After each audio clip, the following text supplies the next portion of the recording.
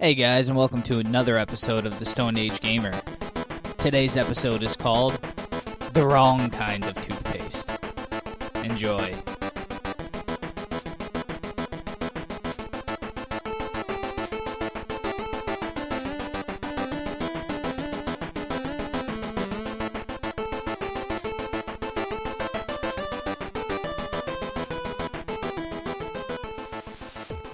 Welcome back, everybody, to the Stone Age Gamer podcast.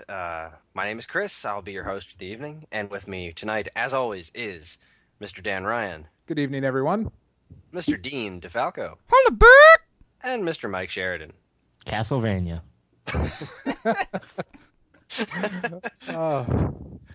How's everybody doing tonight? Good. Fantastic. I'm hot. Well, I'll bet you are. We're all a little toasty. I don't know what it's like down there in Texas, but it's hot all the time, so I'm kind of used to it now. Yeah, whatever, you show off. yeah, we're a little steamy here, and at least my cat is currently upside down. It might be dead. That's cat the on the kind of crazy heat shelf? we're dealing with right now. It's not. No, she's not on the crazy shelf. She's just laying at the bottom of the stairs with a God. I wish I didn't have any fur look on her face. Yeah, mine's just chilling on the back of the couch, just hanging out. Well, besides cats,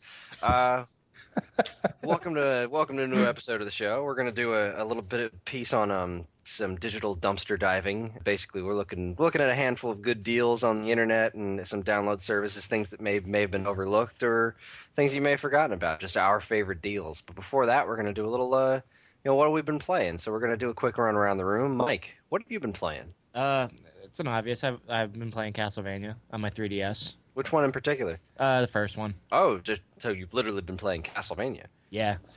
Oh, I always have my 3DS in the bathroom ready to go. So that's mainly when I get my playing time in. Other than that, it's just sleep. So I guess the save states are probably really helpful in that one. absolutely, I love the fact that you can just save wherever the hell you are. Castlevania is a hard ass game. Yeah, it is. So here's my question: can you beat Castlevania without save states? The first one, no. Huh. Really? Yeah. I am somewhat disappointed, sir. You need It to was work bound on to it. happen at some time. Well, yeah, If Get this on is it. the first time I'm disappointing you, that's impressive. it's the first and only time. Don't let it happen again. I'm Speaking sorry, of sir. disappointment, Dan, what have you been playing? Two things. One, also in the bathroom, not with Mike, my own bathroom. We go separately. Not yet. Yeah, well, I've been playing Ollie Ollie on the Vita, which is just really, really super fun. I picked it up. They had a PS Plus sale on it like 2 weeks ago or something like that. And it's just a 2D skateboarding game where all the tricks are done like Street Fighter moves, like Fireball does a 360 flip and, just crazy shit. And the levels are really interesting. The level design there, you can link basically almost on every level. You can link a combo from start to finish between flip tricks and grind tricks. And it's just really fun. The objectives that are in it are achievable enough that it's like, all right, fuck, one more time. All right, shit, one more time. All right, I gotta get 480,000 on this level, and I got 470,000. All right, one more time. It's just really a very high level of replayability on it, and it was totally worth like the $6 or whatever it was on sale for. And other than that, I just started playing Abobo's Big Adventure last night. Oh, good one. That game is goddamn insane. I had no idea. What makes me happy about it, being able to talk about it tonight, is that we can continue our trend of bashing the original Teenage Mutant Ninja Turtles game, because I'm sitting here playing through this fucking game last night, and there's a part where it is the Teenage Mutant, it's you're swimming underwater level, yeah. underwater like in Mario, and then you can't get through it without hitting the fucking vines and it electrocutes you. Yeah, but I was playing it, I was like, God damn Teenage Mutant Ninja Turtles. So, lots of fun, free download. You can play it with a controller. It's a ton of fun. Yeah, that game is great. And since I'm one of the 3 people that owns a Vita, I might download that Ollie Ollie game. It's really, really fun. Like it's complete and total Twitch gaming, so it really just for 5 minutes at a time, you just go in there and bust out some cool runs, and then you can put it down for a while. It's a pooping game. It is a game. I think hopefully if they ever get a retail release, that'll be on the box. You know, Stone Great Age for Gamer. pooping. It's a Everybody poop game. poops. This game's for you. Dean, what have you been up to? Huh, that's a good question. What have I been up to? I've been playing Hearthstone a little bit. I've been playing since the beta, but I just kind of wanted to keep playing this week because they got a new expansion coming out for that, like new card packs and stuff. So I was playing a little bit of that. Isn't the expansion for that like $25 or some shit too? I saw I have no idea. I think it was 20. I think bucks. I don't know. it's like five wings of, I don't know. It's named after some World of Warcraft Wings shit. of Naxxramas. There you Ooh, go. Nax. I never Yes, played Nax. that, so Yeah, so it looks like it's going to be pretty fun. I haven't really looked into it all that much yet, but I've just been playing on the ladder, kicking people's asses, taking people's names. I'm not the best, but I'm pretty good at it, so it's just entertaining. Other than that, I downloaded this game called Mousecraft on Steam, and that's pretty cool. It's kind of like Lemmings and Tetris put together. It's neat. Oh wow! Yeah. I read something online that actually called it out as exactly that today. Really? Because Yeah, it was a cross between Tetris and Lemmings. yeah, it's exactly as it describes, and I think I went back and I was like, oh, yeah, it is like Lemmings and Tetris, and I was playing it for a while. It's fun. It's a little easy at the beginning. I got like 9 puzzles in, and then it started slowly creeping up in difficulty, but it seems like an even curve. So I'm having a lot of fun with it. It's really cool. If you got I got a Steam coupon for it, and it's already 20% off. I got 40% off the game, Ooh, so a coupon. I was pretty happy with that. Nice. I freaking love Lemmings. Well, I guess I'll polish off. What I've been playing is I'm still playing Shovel Knight. I'm doing it slowly but surely, kind of picking apart that game, and I cannot say enough good things about it. It's just so good. It is I love pretty it. great. Yeah. It's so meticulously put together and planned and pretty, and I love the music. I love the story. I love the goofy dialogue, and it's just such a damn clever game.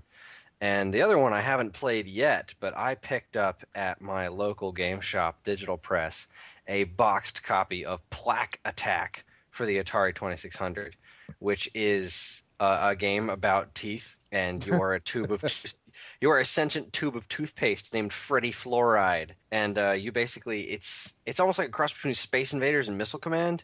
You're Freddy Fluoride, a little tube of toothpaste in the middle, and you have all these gums and teeth, and the teeth are kind of like the cities in Missile Command. So but the patterns of the bad guys that show up, which are like ice cream cones and donuts and stuff, they naturally kind of move around like the Space Invaders, or actually more like the whatever the alien things are in Mega Mania. They have these like kind of just crazy patterns, and they move around, but they don't hurt you. They completely got nothing to do with you. They're attacking the teeth. So you're in the middle, and you can either shoot up or shoot down, and you have to protect the teeth, kind of like protecting the cities in Missile Command. But it plays more like a Space Invaders game. Instead of like launching bombs, you're just shooting fluoride at burgers. So you're a square attacking other squares? No, man, this is an Activision Atari 2600 game, so they okay. look like, you can kind of tell that they're, the white blobs are kind of shaped like teeth, and ice cream cones kind of look like ice cream cones, and you look like a tube of toothpaste, and you can run out of ammo, and as you run out of ammo, it's like the tube of toothpaste is getting rolled up on the bottom, so it's pretty cute. It's a pretty clever game. I haven't played, I don't think I've ever actually played this myself. I honestly can't remember if I have, but I was looking at a YouTube video of it work today, because I was explaining to my boss that, I went to the video game store. He asked if they had any cool old things, and I told him I got Plaque Attack, and he was like, "Is that a game about teeth?" So we looked it up on YouTube, and we were watching this guy play it. It was really freaking good at it, and so I'm pretty stoked to crack this thing open and give it a try. And yeah, See, now what concerns me about the way you described that is, what kind of message are we sending to the children, though? Because here, as a sentient tube of toothpaste, if, as you say, you attack, you are emptying your tube and you're rolling up, like you're essentially killing yourself to save these teeth. Is that the message we want to send? well, the better you do, the more ammo you get. Well, Dan, last time I checked, okay. when I roll up a tube of toothpaste, it doesn't scream in agony and say, Well, I'm doing this for you. That's never happened to me before, so I think we're in the clear. Apparently, you're buying the wrong kind of toothpaste then. Well, then. Shit happens to me daily. twice a day. I'd Sometimes stop brushing my teeth if that happened to me, not gonna lie. That Well, sounds fucking ridiculous and very interesting, though. It is. It's pretty wild. I'll hopefully I'll get my Atari hooked up sometime in the next week or two, and I'll talk about it on the show. But on that note, we're gonna take a quick 2-minute break, gather our thoughts together, and then we'll come back with our feature topic.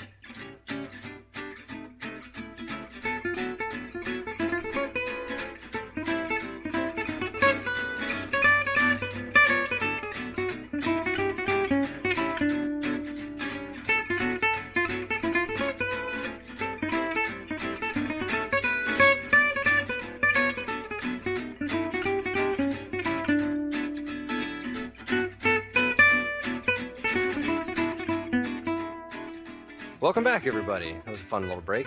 Mike may or may not have pooped. So our feature topic of discussion today is a kind of a digital, good digital deals. We're almost thinking like digital dumpster diving. And one of the cool things about retro gaming is you used to be able to go into like a GameStop or some sort of other store of that ilk, and they would have these clearance games, and you can sometimes find some real buried treasure in clearance games. And I mean, Earthbound was a clearance game for the longest time. Me and Dan used to work at Toys R Us together years and years ago, and they had an entire wall of sealed copies of Shantae for Game Boy Color that we could have bought for $5 a piece, and we didn't because we're idiots. Well, because the game was Shantae. Who the fuck knew that thing was going to be worth anything? Yeah, or that it would be a really good game, because it actually is a really good game. But who knew from looking at the box? It looks stupid as hell. But that's what we get for not having the foresight of being able to see the future.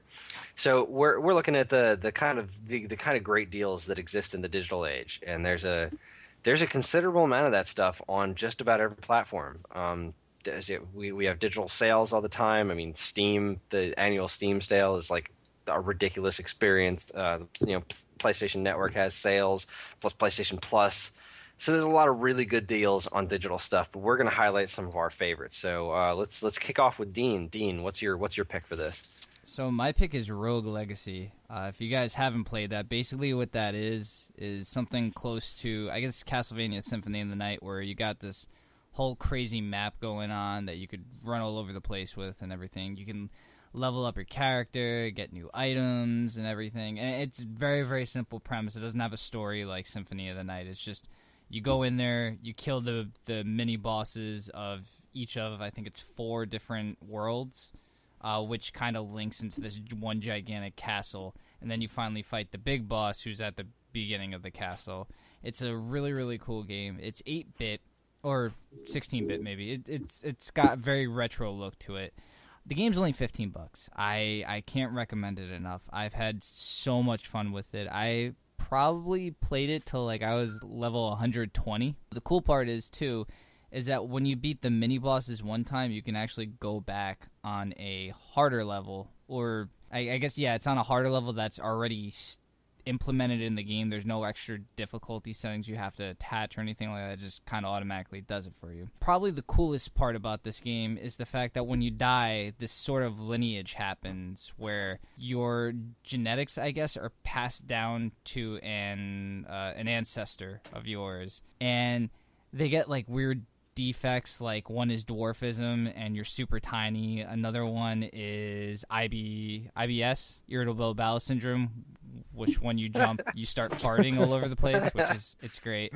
Another one is I think called stereoscopic imagery, where everything is straight up 2D, so when you turn you have like a almost Paper Mario look to you and stuff. It's a very cool game. They spent a lot of time putting a lot of detail in it, even though there's, definitely a lack of graphic superiority. It's not like it looks like fucking Crisis 70 or whatever the hell one they're on now.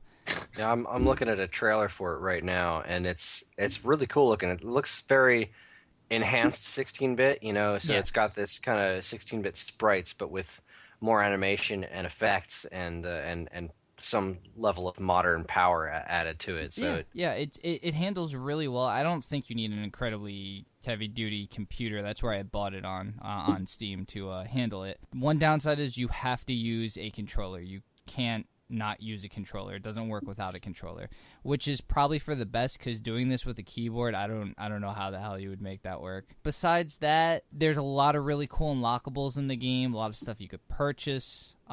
With in-game money, of course, nothing out of game. It's not pay to win. And like I said, just seeing the lineage of like where you started at level 1 going all the way up to where you end up is really cool. And you can scroll through it in the I think it's called the lineage screen as you progress is really funny. They also have like all really funny names and stuff like Henrietta the Feeble and stuff. Oh, I forgot to mention there's also different classes, and you can upgrade the classes for each one too, which is neat. There's barbarian. I think there's a lich. Yeah, there's a lich. There is a ninja. There is a knight. There's a whole mess of them. It's so cool. There's even a minor character, which is kind of neat. And each one has different buffs and different stats that go into how you play the game, more or less. Something like the wizard handles a lot of magic and everything, and his attacks don't do crap.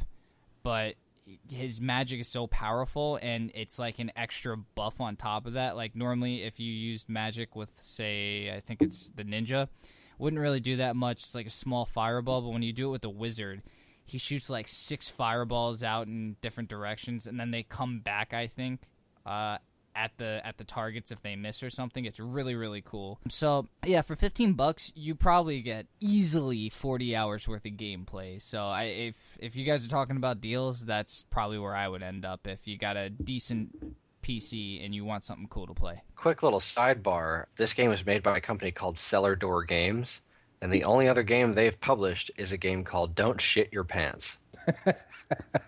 Nice. Well, I never played that game, but they definitely did a good job on this one. It's a game I play every day. I've been winning. Most days. Most days. Oh, that's pretty awesome, Dean. I'm completely unfamiliar with this game until I just looked it up because you were talking about it, and I gotta say it looks really, really cool. It's one thing that might turn me off a little bit is its roguelike kind of tendencies, which I guess where the name Rogue Legacy comes in, where it's procedurally generated dungeons and stuff like that. I tend to find random generation in games leaves a lot to be desired as far as level design, because they do a pretty good job handling it. There's a lot of really cool stuff. Like there's always secret treasures hidden throughout the map, and the way they do it, where you might not get it on that playthrough, but you can also there's an option where you can lock that specific dungeon for like 10% of whatever gold you get, and that'll lock the dungeon up even if you die. So the next time you go in, it's the same dungeon, and you can still keep going through it. neat. That's cool. That's one of the reasons, like, because I'm in the same boat with you, Chris. Like, I'm not a big fan of the procedurally generated dungeons. It's like I really wanted to like Spelunky, but I just can't get into it. I grew up memorizing the pattern of how do I get through this game. It's the same way every time. But if you can lock a dungeon, that's pretty cool. I think it's one of the bigger features, which is pretty neat. Like, Yeah, that's it is something kinda that cool. would get me to play it. And it's a nice kind of middle ground as far as that stuff's concerned. I didn't know Spelunky was randomly generated. It's one of those games that I've been meaning to play because I was a huge fan of Spelunker, which was obviously a big inspiration for that game. Man, that would be a good one for this actual thing. That I don't remember how much it cost. They did an HD Spelunker on PS3, and it was effing awesome. But yeah, this is an interesting piece. I'm glad you brought it to our attention. Well, I'm happy I showed it to you guys. Awesome.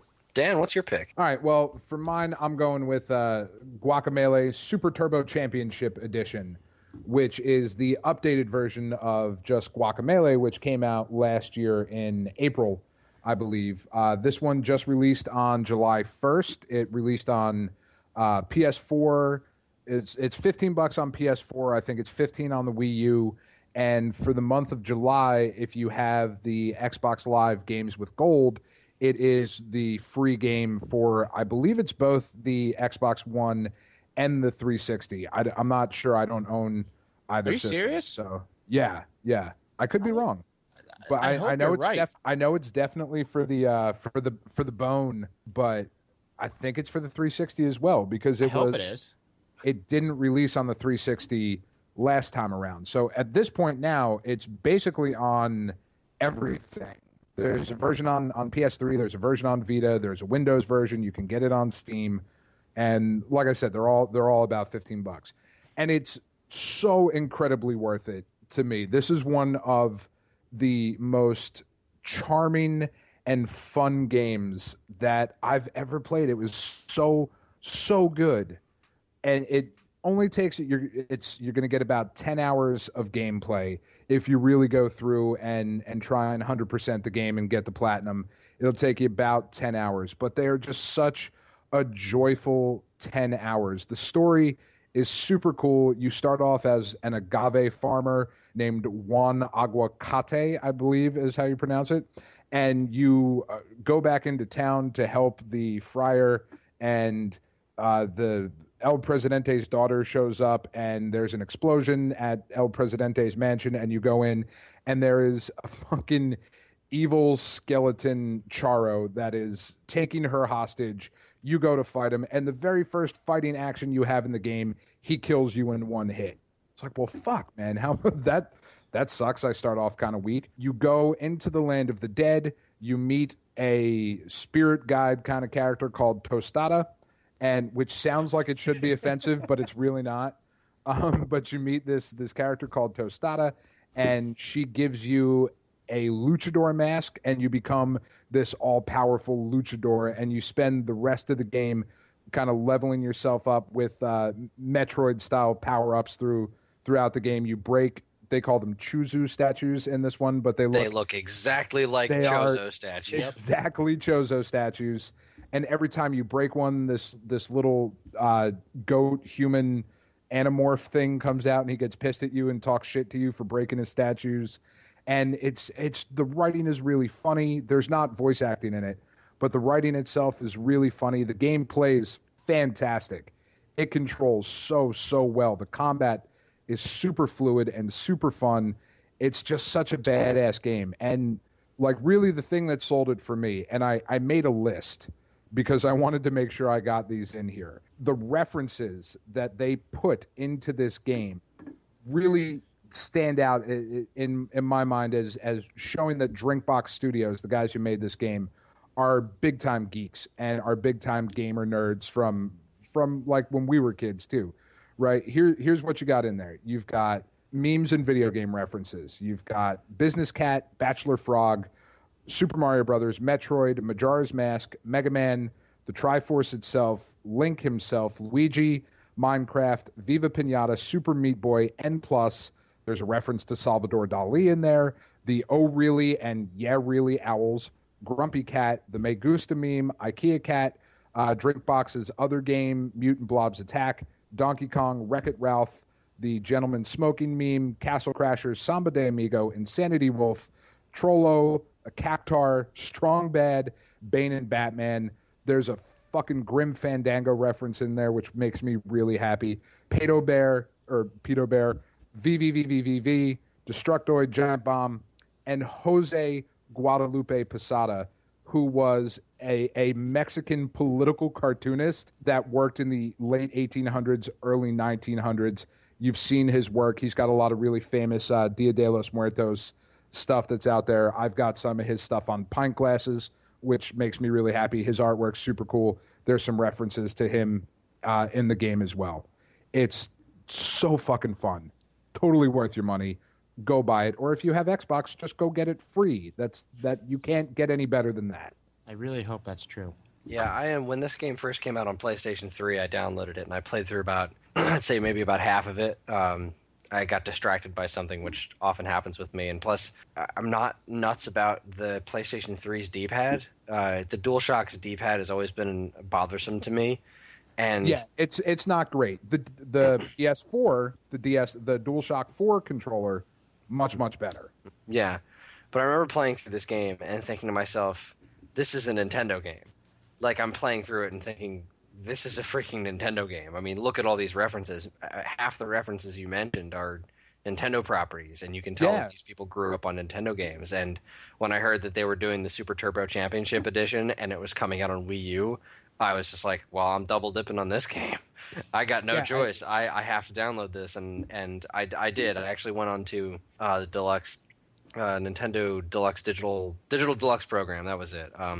Whenever you download anything off of either eShop, if you have it tied to your Nintendo Network ID, you get coupons back for like $5 off after you spend a certain number of points. And after Mario Kart came out, you got a free download of one of these full-priced games. And I downloaded Pikmin 3, which is a $60 game, and I got full credit for that on my Digital Deluxe program. So that was another $5 gift certificate right there. And turns out I had 3 of them saved up because I hadn't been there in a while, and that was enough to pick up Guacamelee because it's $15. Nice. So I downloaded that. I'm really looking it. forward to playing that again. I bought it last year for $15. Bought it again the day it came out, July 1st this year, for $15. And had absolutely no problem double dipping on the game. In the Super Turbo Championship Edition, they've added 2 completely new worlds to explore, or two pieces of the overall map to explore, and they're big sections to go through. And they've added another boss character in there, which is a really fun boss fight. Like it's rhythm and timing based, but it's not button presses timing based, but you kind of fight along to the music. It's really cool and really interesting. It's not overly hard, but just a really cool kind of addition to the story. And I'm really hopeful that the game does well enough that it gets a sequel. I have little doubt that it will. Another thing worth mentioning about this game is its art style in general is really, really interesting looking. It's not quite like Dean's game. It looks like a 16-bit game. This looks like a modern game with a certain sensibility of. This is the kind of any still shot of this game could have been the box art for a game at some point. It's just got this really cool, exaggerated art style to it, and it's such a joy to look at. And the music's really nice too. So, in addition to being a very good and well put together game, its presentation is just spotless. It's very nice. Yeah, they right. deserve your money. They do. They definitely do. Well, that's a damn good one, Dan, and I'm proud to own that game myself. Mike, what you got for us? I picked Castle Crashers. Because it sounds like Castlevania. I didn't even realize that. Good call on that one. Have you been sitting on that joke this whole time, Dean? Like, he's going to say it, and I'm going to throw this shit out there. That's exactly what I've been doing. I'm glad You really jumped on top of that, yeah. Sick burn, sir. But yeah, Castle Crashers. The whole premise of it's like medieval times. Some wizard dude takes a crystal. King gets upset, sends knights out, go get crystal. It's more or less 2D side-scrolling beat 'em up. And what I love about this game, it feels like I'm playing the N64. Only because it brings that multiplayer feel back of like you can have 4 people over. And it's the same way it was back when the N64, you're playing like Mario Kart or anything on there. Or, Chris, have we played this online yet? Because I know we talked about this a while ago. I don't know that we played it online. I'm pretty sure we've played it in the same room. Yeah, but like whether someone's like physically playing it in the same room as you or on Xbox Live, because that's what I have it for. It's also out on the PlayStation Network and I think Steam. It was $15 when it came out, I think. They might have dropped the price. I can't really tell now because I've owned it since like forever. But your main characters are 4 different knights. There's a green, red, blue, and orange. One's poison, one's fire, one's lightning, and one's like ice. And you level up the character too. It's like with speed, strength, magic, etc., etc. And it's just really funny. You know, it has these moments like you enter a woods and like you're being chased by this big like monster, and then there's like going here. I knew this was the joke that you were going after. Yep. And then while you're going through the level, the animals like in the background are getting scared and like they just shit themselves. You know, like a deer shits and it just goes across the screen. A bear shits and it gets like covered in shit. You know, it's just hilarious, you know. There's like a bajillion characters too. Episode. Yeah, everybody poops. The best part is you get every time you beat the game with a character, you get another character unlocked. Like you beat it with the Green Knight, you get like a butthole archer. Look it up. His face looks like a butthole. It's like Arse's face from Preacher. Yeah, That's what I was thinking. That's awesome. there's also a frost butthole. Like you Jesus do. Christ. Look it up. I'm not lying. I don't doubt you. The Behemoth makes great games. I remember when they released Alien Hominid on GameCube years and years ago, and that was like kind of a play on Contra, well, from a gameplay perspective, and it had this really great animated style to it. And I think Castle Crashers was their second game, and I was so stoked to get that game, and it did not disappoint because it was just this. It was kind of a modernized take on a very classic kind of gameplay, which is the brawler. So it's kind of like Final Fight or Double Dragon, but just with modern technology taken into consideration. Like an RPG feel. Yeah, it added really cool RPG elements, which is a great thing to add to a brawler to keep that stuff fresh. Like the NES version of Double Dragon had a similar situation to it, where in the arcade game of Double Dragon, you have all the moves available to you right off the bat. Whereas the NES game, the more points you earned, the more moves you would unlock, and that was a really cool way of approaching it. And Castle Crashers kind of takes that to another level, as in like your character will level up, and I think after you beat each stage, you get what are these like gems that you can place in different. You have these different attributes you can apply them to, and that helps your character get stronger. I believe from level 1 to 10, you get like 4 points per level. And after that, it's like 1 to 20. You get extra points every time you level, but after like 20, you only get 1 point per level. I think the highest I got to one of my guys was like level 88. It was just a shit ton of grinding, and there was no point of it. Absolutely none. Complete waste of time, but still fun. Well, then it wasn't a waste of time. In comparison, But the cool thing that I like about this game, you mentioned Alien Hominoid.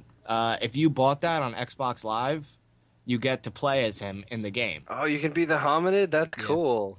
That, and also with Battle Block Theater that just came out. I was going to mention that game, yeah. I want to hear what Dean's going to say about it. I was going to say it's just really awesome, and it focuses more on teamwork than the whole Castle Crashers thing and just beating the shit out of each other. It's a puzzle-solving game, that one, but the storytelling in that game, just the intro alone, is worth the purchase in that game. I don't care how much it costs. It's literally the greatest thing I've ever watched. If anyone has, I think it's like $15. If anyone has $15 lying around, just go ahead and buy it. It's great. It's well worth it. Oh yeah, I bought it as well. And you get to play as, I think, Hattie Hatterson. Oh, Hattie. Oh God, yeah. Well, he's the villain in the game, but I think if you beat it, you unlock him. Awesome. Yeah, it's just a great game. If you haven't played it, which is crazy, if you haven't, go download it now. It's well worth it. I would heartily agree with that sentiment. All right, well, I guess it's my turn. My game is Gunman Clive, which is available on Steam or the 3DS eShop for a whopping $2. When I saw the price for this game, I almost couldn't turn it down. I had just seen Gunman Clive. It's a great 3DS game. It's a shooter. It's $2. Go download it. So I was like, all right, I'll take a look at this. What I wasn't expecting was this really, really awesome art style. So Gunman Clive is very, very inspired by Mega Man, except it takes place in the Old West, and there's ducks all over the place for some reason. But you're this little cowboy dude named Clive. Your girlfriend got stolen. Or if you choose to play as the girl, then Clive gets stolen and you play as the girl. By the ducks? Who controls a little bit differently. Well, you can play as the ducks. Damn it! You don't get... The ducks don't do the villainy, although the ducks are running around and they're kind of like bad guys. But after you beat the game, there's a hard mode where you get to play as the duck, where you can't shoot. All you can do is be a duck. That's awesome. Great. It's very difficult. Yeah, you can flap and jump, and that's pretty much all you can do because you're a duck. And it's awesome. Like playing through Guacamelee as the chicken. As the chicken, yeah, true. So, it's got this really cool art style that looks like it's drawn on like old yellowed paper, and it all has this very hand-drawn look to it. So it's, in essence, it's polygonal. Like if you really, really look at it, you can tell that all the artwork is polygonal, but the textures are like pencils, and it has this kind of sketched out look to it. It's really something impressive to look at, especially if you look at it on the 3DS screen in 3D. The 3D effect was really, really interesting on there. Really cool to look at if you can, handle that kind of thing, because I can't really do the 3D effect for more than a couple of minutes. It's always been bothersome to me. for some reason, most things in 3D kind of get to me after a little while. Oddly enough, the thing that I've been able to play the longest in 3D is the Virtual Boy. But the 3DS, I can't do it for too long. 3D movies, I can't do it for too long. But F3D. You know why F3D. you can't do in 3D, Chris? Because I wear glasses? No, because the Virtual Boy 3D broke your eyeballs for real 3D. Oh, yes. It was the Virtual Boy's fault. Yes. You leave my Virtual Boy alone. So, Gunman Clive. All right, so it's only got a couple of stages. It's got some pretty cool bosses. It's got a brilliant art style. It apes Mega Man, except it's considerably slower. Clive runs, I would say, mostly the same speed as Mega Man, but the jumps are a lot slower. So there is a lot of precise platforming, but Clive will stop on a dime, whereas Mega Man typically won't stop on a dime, especially if he's running. You can, if you're a Mega Man, you'll jump and you can stop directly where you land. But if you've got momentum behind you when you're running and you try to stop, there's usually in Mega Man 1, 2, 9, and 10, there's a more of a slide, but in the 3 and the rest of them, around Mega Man 3, which is my favorite Mega Man, they really cut down on the amount of momentum stopping. The amount of once you're moving around, you'll stop a lot faster in 3, 4, and 5. 3, 4, 5, and 6, 7, and who the fuck cares about 8? You'll stop faster in those ones. But I digress. This game for $2 is just it's unbelievably good, and it was a huge success, especially on the 3DS, which I thought was really interesting. It actually did more sales on 3DS than it did on Steam, which is an unusual scenario. But I think it was the fact that the game was so inexpensively priced and it just got this great word of mouth. All these major websites were talking about it like, this is a really cool game and it's super cheap, and if you have a 3DS, you've got to download it. And it kind of came at the right time. And because it was so successful, they announced a sequel at E3 this year. I hope it's $2 again, but I mean, I would pay more for it. This game's easily worth $5 because it is a short experience. There's no question about it. But a similar short experience on the 3DS would be something like Ika-chan, which is from the first game from Pixel, who's the guy who did Cave Story. And Ika-chan is this really clever, really charming game, but I think it's like $8 or $9, and it's incredibly short, and you kind of feel a little shortchanged to buy it in the end. I was still glad I bought it, but this game, the value proposition of this game was just outstanding. Yeah, I was going to say, I'm flipping through some images here because I haven't played this, and this looks really awesome. Like I'm with you on the art style. That looks really, really fucking cool. You got to see it in motion, man. It's nuts. I think when I downloaded it, I just had extra like credits or whatever, like money still in the thing, because I think I got like the $10 thing, and I bought probably one of the Mega Mans. I'm like, I have extra money. Why not? It's $2. If I hate it, it's only $2. But I loved it. I beat it that night, and then I was like, playing as this duck sucks. I'm not gonna do this anymore. Yeah, man, playing as the duck is brutal, but that's the hard mode. I do think it's really cool that they give you the option to be Clive or I just don't remember the girl's name because I was Clive because he has a cowboy hat and he's cool. We're gonna call her Dorothy. The fact that you have the option of the game is by default either save the girl or save the guy, that's kind of cool. I was really I like that kind of stuff. I like that was thrown in there for good measure because girls should have the experience of playing games too, and they should have the same kind of experience as we do. And that's something that happens. I think you see that more with the indie games. Like Guacamelee has the same thing. You can play through the game as Tostada if you want. Now it's not save a different person. You're still saving El Presidente's daughter. But the fact that you can play through as the girl, when I'm playing with my kids, with my girls, they want to play as the girl, Yeah. and here that's an option. And it's, it's a good thing. Yeah, I totally agree. Like Super Mario 3D World had that where Princess Peach was playable again for the first time majorly since Super Mario 2. I mean, unless you count the horribly sexist Super Princess Peach where you run around as Princess Toadstool and her powers are based on emotional instability. That game's which pretty is expensive though to pick up nowadays. it is. It's a little bit less common than it was. They did a new printing of it fairly recently, and Toys R Us got a bunch of new copies of it. So there's a few more of them on the market right now within the last year. But the game has started to fetch a little bit of a pretty penny. And while it is a decent platformer, it's really that's just awful.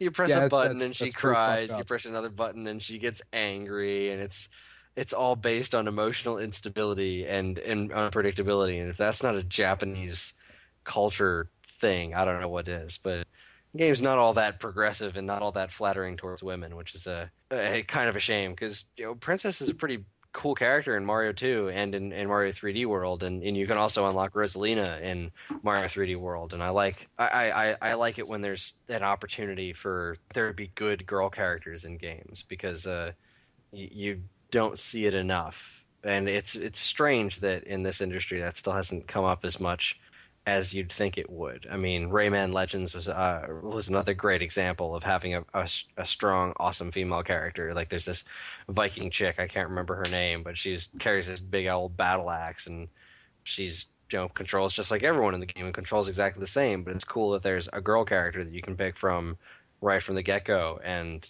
it's an equal character, and I like that. Well, and Smash Brothers is really good at that too.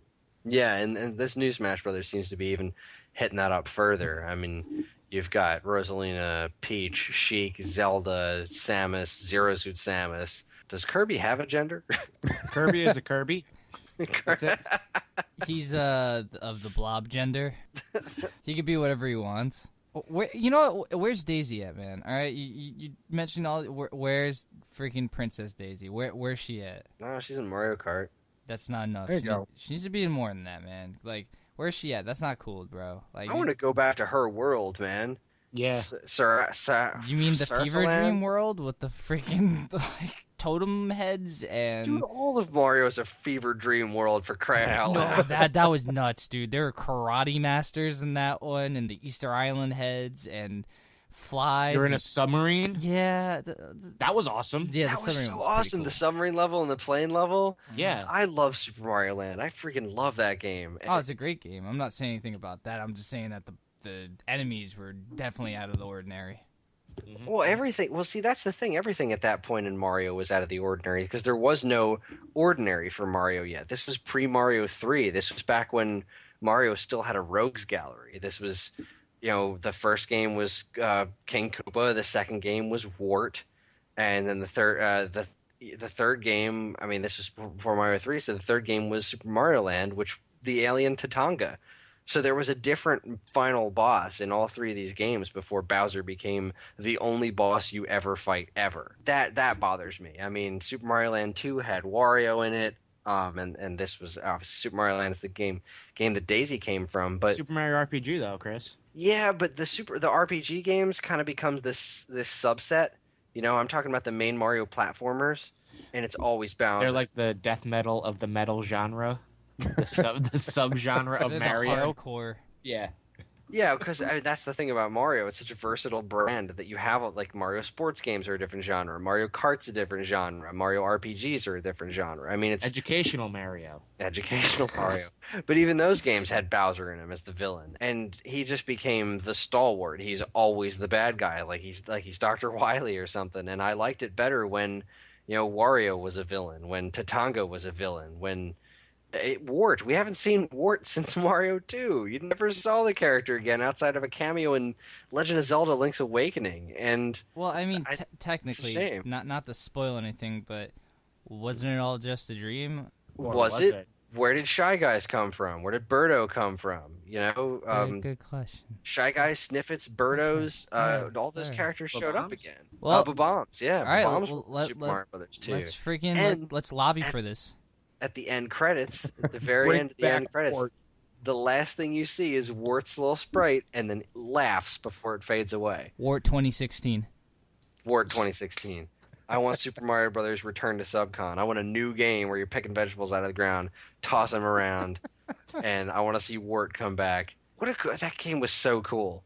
It's just Triclyde and Mouser. Like, how are those characters? I really liked because those characters were great. Yeah, I love And the characters from Super Mario Land, they never struck me as weird back then because they didn't seem any weirder than turtles with wings and sentient mushrooms that can only move left, Well, Like I mean, I'll that tell you. stuff was cool. Yeah, like I played it when it first came out. Like my friend had a Game Boy, and I went over his house and I played the crap out of that game because I loved it.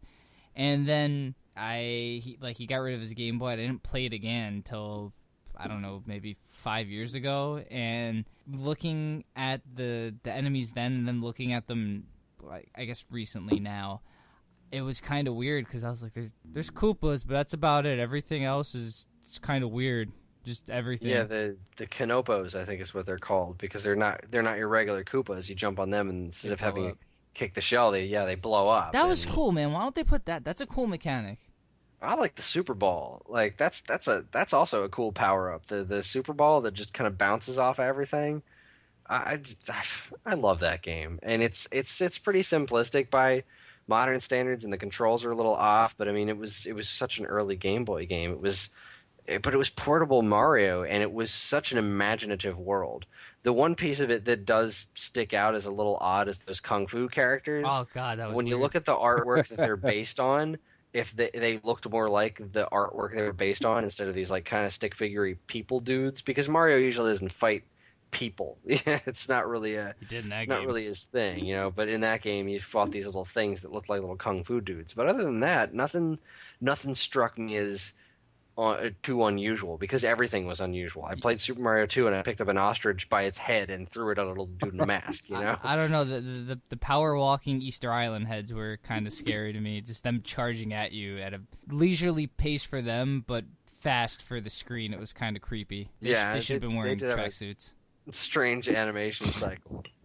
But that I stuff was want great. a game where there are Easter Island heads in fucking tracksuits. That sounds awesome. Like, especially if they have like fucking Mook Jersey accents, that would be amazing. Oh, how you doing? Come here, I gotta talk to you. How you doing? That would be the fucking. Oh god, I would pay a lot of money for a game that had that. Look Even up if it was Twisted just that. $50. Dan, look up the Twisted Tales of Spike McFang for the Super Nintendo. Oh yeah, There are Easter Island head dudes. I can't really tell what they're wearing, but they look kind of like tracksuits. And there's no voice acting, but I think that's pretty close to what you're looking for, Dan. Just All right, watch The sounds good. Critic. Well, yeah, good point. Is Super Mario Land on any of the downloadable Yeah, services for it's on Nintendo? 3DS Yes. Virtual Console. Is Mhm. it? Yeah. And what else is cool about it, the 3DS Virtual Console, is I wish they put this much effort into the NES Virtual Console and Wii U, but the 3DS one, you can switch over to Game Boy screen mode, where it goes cream spinach color, Nice. and it even includes the trails, like the screen blurring when the screen moves. It looks like you're playing on a Game Boy screen. Nice. It's so cool. I can't stick with it for more than a few minutes because it just makes me nauseous. It makes me twitch thinking of the old days of having one of those original Game Boys and tilting it so that the light hits it just right, and then trying to see the screen while you're running around. But yeah, the fact that that's an option, just a regular available option, is totally cool. And Just one of those nice quirky things. yeah. Well, and it was one of the things that I really loved as here's a cheap plug for you. I believe you're talking about this in your latest column with the Game Boy players and the Super Game Boy for Super Nintendo, being able to play those games of like, I really want to play this game, but it's really hard to see on this screen. So if I can get, some of these games up on my television, it was just an awesome experience. I mean, that's one of my favorite things about the GameCube was the Game Boy player. Yeah, That thing man. was awesome. That thing was pretty awesome. I spent way more time with the Super Game Boy than anyone should have. I loved that Super Game Boy because playing those Game Boy games on the TV was one of the coolest things. Well, it made Especially Super Mario Land. The original Super Mario Land was and Metroid 2. It actually made it playable. yeah. Both of those Metroid games 2 is were. unplayable on the Game Boy. That's not true. I beat that game on the Game Boy. Well, you're a special case, my friend. But It is far more playable on the Super Game Boy. I'll definitely grant you that. And it's even more playable on the 3DS Virtual Console. Boom. speaking of, why can't I get that fucking game remade? That's all I'm saying. God damn it. I don't know. That game needs to be remade. Game needs the zero mission treatment. It really does. It really does. Well, we've gone on a bit of a tangent. To just bring things back, Gunman Clive, if you have access to a 3DS or Steam, but specifically the 3DS, because it's just a cool game to have portably, you got to download it. It's $2. Worst case scenario, you're out $2. But any game that lets you play as a duck, and just literally a duck, not like Scrooge McDuck, but a duck that can fly and just that's it. And waddle. And waddle. It's got to be worth your $2. So. Well, and I think really what that goes to show is that we each picked one game. There are hundreds of games that each of us could have brought up. I mean, between all the different services, and they're so cheap now. I mean, gaming has become a relatively affordable hobby for the masses now. It's not just, $60 for the latest Madden and the latest Call of Duty, and every game is $60. I rarely spend $60 on a game now. Yeah, I'm with you. I'm usually in the $5 to $10 range. Yeah, and the ease of downloading things instead of having to go to a store to buy stuff. Yep. Like, yeah, I'll try this out. Hey, look, a Game Gear game just popped up, and it's only $3. Sure, I'll give that a whirl. And now I have Tales Adventure. Purchases. Yeah, they're total impulse buys now, and sometimes you get Gunman Clive, and sometimes you might get a hunk of shit, I would imagine, but it's worth the time and effort to seek these things out. Sorry, I was on mute. I could not agree more. Yeah, so I guess with that, we're gonna wrap things up. This was a short and sweet one, but like Dan said, there's tons of great, inexpensive, great games out there on digital services. So hop on the eShop, Xbox Live Arcade, PlayStation Network, Steam, good old games, what have you. Track these things down and let us know what yours are, because we've hit on such a small number of the great inexpensive games out there. What are your favorite deals? What are your favorite digital download deals? We want to know. We do want to know. Inquiring minds want to know. So we're going to wrap up the episode real quick. We'll do some plugs. Dean, what you got? So we're awesome. So definitely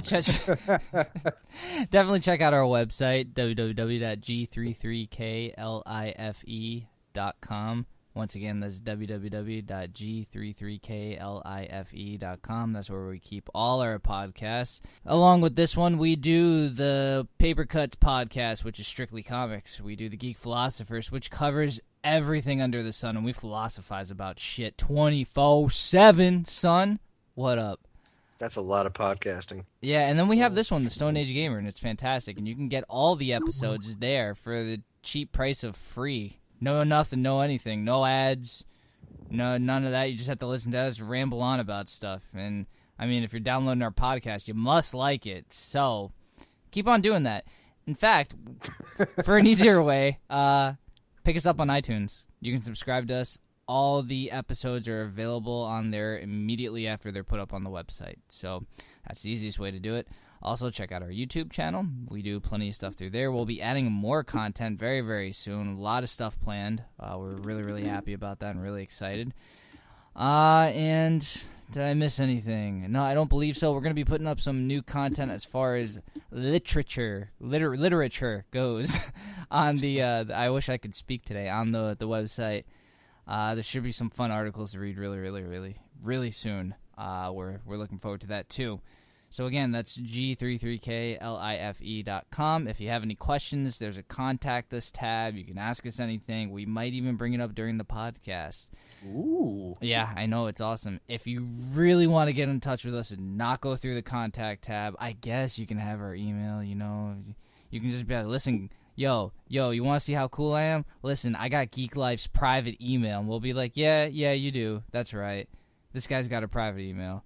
Even if you want to email us and, just be like, yo, listen, email me back so my friends hear that, or they see that I got your email. We'll be like, yeah, all right, that's cool. I know we're awesome, so, everyone wants our email. That is...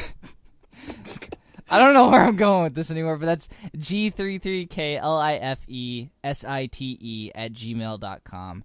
Again, any questions, any comments, anything you want to say, how awesome we are, how much Dan sucks, how much Chris hates mayo, how much Mike loves Castlevania, send us an email. We're more than happy to read them. And I think that's it. Awesome. Dan, what you got? We'll have a Drinking with Dan up hopefully this weekend. I'll get the file done and over. It's being edited, so that should be up, and that should become a relatively regular thing.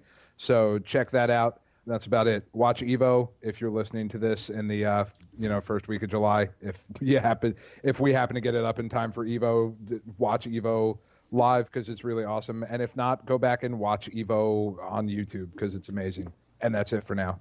Awesome. Mike, what you got? You should like us on the Facebook. Not just any Facebook, the Facebook. The Facebook. The Facebook. one, the only On the Facebook. interwebs. On the interwebs. Also, check out my buddy's company. Someone out there get arrested. Hit up Elite Bail Bonds. Why sit in jail when he can post your bail? That's Elite Bail Bonds. 201-289-7703. So remember when I said ad-free? That wasn't necessarily true. I'm sorry, I lied. That's hilarious. I think it only counts as an ad if we are getting paid for it. That's right. We're not getting paid. We are Deal not. with it. No. And you can find me on in Nintendo Force magazine. Go to nintendoforce.com. You can download it digitally or in print. Get it sent right to your home and have my wonderful words fill your eyeballs with greatness. Yeah, so nintendoforce.com, Nintendo Force magazine. It's full of lots of great content. And three of us on this show were on the Paper Cuts podcast, the last episode, which is the second episode, and it was pretty fun. It was a really good time. So check that out. Check out all the other good content coming your way on geeklife.com. And that's going to be it for the night. Thanks for listening.